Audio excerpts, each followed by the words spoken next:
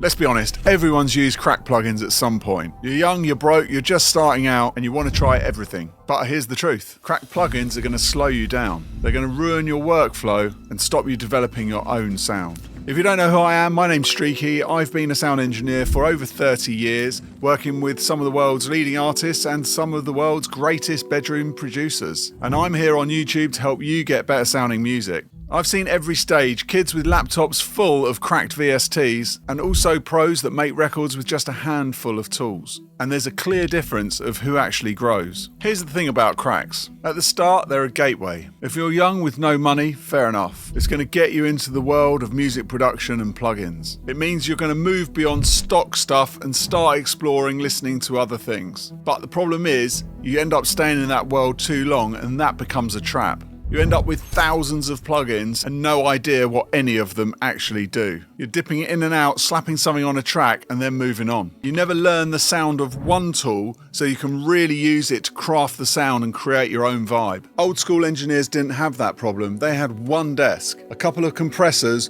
one EQ. That limitation alone forced them to get creative. And that's why they ended up with a recognisable sound. If you've got 3,000 crack plugins in a folder, you're never going to get that. You're just going to keep spinning in circles, wondering why your mixes don't sound unique. And beyond that, crack plugins are also risky. They crash your DAW, they're unstable because they don't update. They're often full of malware, which yes, you're saving money, but you're risking your whole computer. And if you've actually got the money to buy them, using cracks is just bad karma, because you're not supporting the developers who make the tools that you rely on. So here's my take. If you're broke and you're starting out, fine. Cracks are a gateway, but only use them as a stepping stone. When you find a plugin that you like and you use it all the time, buy it. Support the developer, get the updates, and know it's always going to be reliable. And more important is to limit yourself. Fewer plugins learnt deeply will always be better than thousands of plugins and not really know how any of them sound. That's how you craft and build your own sound. And that's why I ended up building my own plugins, because I knew what I wanted to get. There wasn't anything out there. I'd have 5 plugins and I just wanted it to do one job. So that's what my plugins do. They do one move really well that I used to do across a multitude of plugins. And I don't want loads of plugins in my DAW.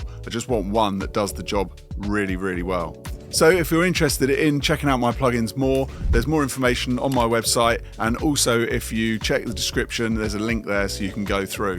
Let me know in the comments if you still use cracks, if you have used cracks, which cracks you use, why you use them, your general thoughts on cracks. I'm really interested in this subject. Thanks for watching. Don't forget to subscribe to the channel. This next video is going to show you how to master in Ozone. So if you've got the crack for Ozone, now's your chance to learn how to use it. See you on the next one. Bye.